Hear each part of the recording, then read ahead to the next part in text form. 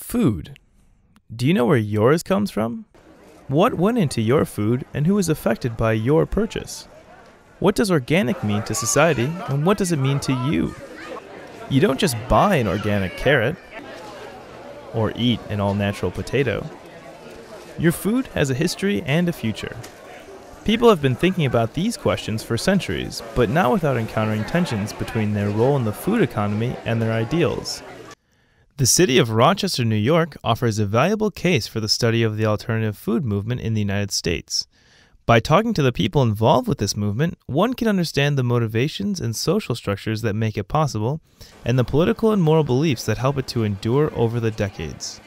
My understanding of the food co-op movement from the late 60s and early 70s was that what we think of now as sustainability didn't even exist. Oh, okay. Like, I didn't even know when the term organic was invented, but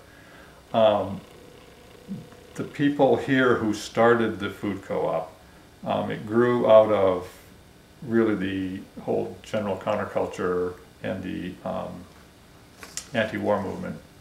Towards the end of the Vietnam War, Rochester saw the creation of cooperative living and community farming and the introduction of sustainable food issues.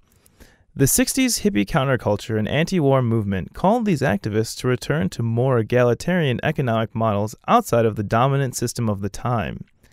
The Genesee Co-op Natural Food Store, now Abundance Cooperative, was one of these first alternative models, complete with its own economic base in the form of a cooperative credit union. So there was a natural, or it seemed like there was a natural link between the society that produced the Vietnam War and the society that was feeding us. In addition to whatever political objections they might have to supermarkets and so on, they didn't have any money. And so they decided to form a store where they could get cheap food. And I don't know if you've looked at what food co-ops were like in the 70s, but a lot of bulk packaging for many years was anathema. And so people bought rice and beans and fresh vegetables when they could get them. And the idea was how to feed yourself if you weren't participating in the larger economy. But then we had the famous close down of where the profits and the not-for-profit parts of the co-op had their big struggle, and they locked out the managers of the food store, and literally they came in and they were locked out, likewise. And there will be people in your progressive movement that you might interview that think that was a black and white, but it wasn't. There was very good people on both sides. There were problems on both sides, problems with accounting and so on and so forth. So, but out of that did come out of the Phoenix flames again came the Abundance Co-op. Human beings work best when we're interacting with each other as human beings rather than interfacing with a larger faceless corporate structure, I guess you'd say. And so that even though our lives are dominated in so many ways by corporate entities, it seems important to at least keep that alive. One restaurant in Rochester that attempts to keep these relationships alive by cooking in the slow food method and sourcing from local farmers is Lento in the Village Gate. You talk to the farmers, you know right where your food's coming from. You're not just looking at some label and being like, oh, it's organic, it's good, and throwing it in your cart, when in fact, at this point, a lot of that organic stuff is no different than the conventionally raised produce. When I buy my beef, I buy it from farmers who predominantly feed their cows grass, with supplement with some green, but no artificial growth hormones, no animal byproducts, which makes cows grow fast, but it makes unhealthy beef. It's terrible for the environment, beef is just one example. Everything on our menu I try and get from farmers who are committed to raising their produce or their animals through the slow food method, from salad greens to cows. Seven Bridges Farm provides meat for Lento. Located in Lima, a suburb outside of Rochester, it has been producing all-natural meat since 1942.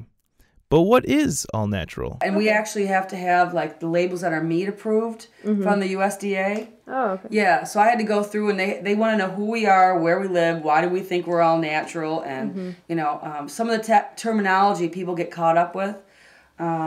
Something might say in a label that it's finished hormone-free. People are like, woohoo! No.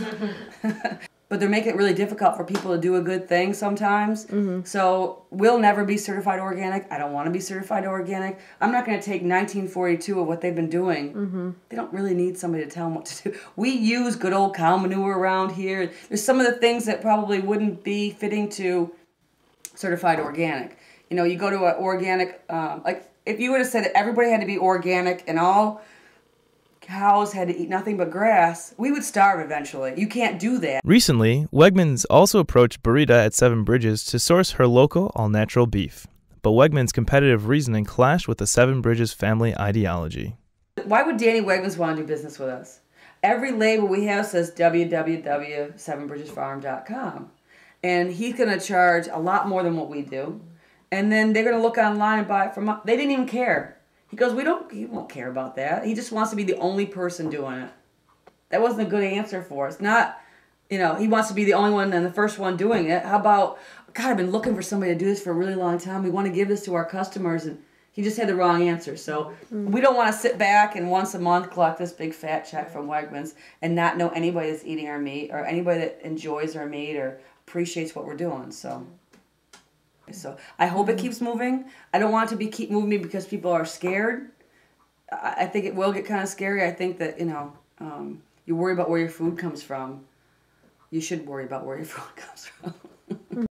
Education programs, like Rochester Roots Community Gardens, provide opportunities to supplement the food system and raise people's awareness of health and justice issues and give them access to affordable and healthy food. There is something to be said about a carrot that I grow and that Rochester Roots grows and that the kids grow versus a carrot you're going to buy at the supermarket. And even our organic versus the supermarket's organic is drastically different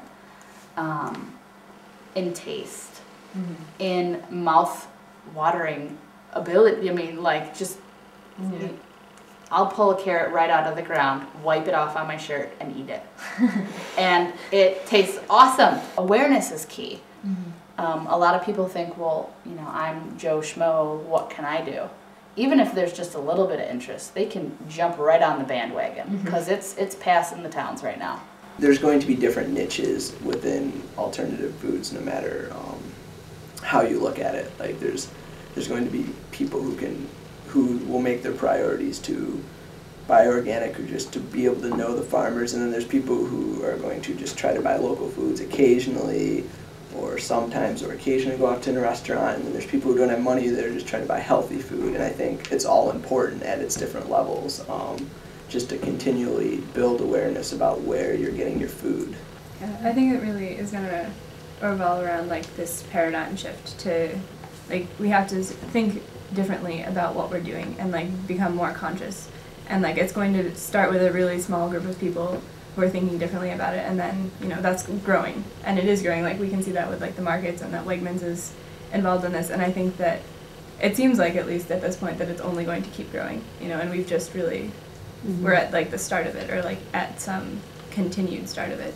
The idea of participation has changed since the 1970s. New political ideas and cultural pressures are affecting food consumption. Yet the tensions implicit in the food system remain. Economic feasibility seems to run counter to the philosophical ideals leading the movement. Now young people are becoming increasingly conscious of the food system, the consequences, and the meanings behind them. This network of people committed to social and economic justice translate their values into food and the processes that surround its production to work towards a better future. The Rochester Alternative Food Network, comprised of individuals making informed decisions, will most likely continue in its commitment to developing a local sustainable economy and community around food.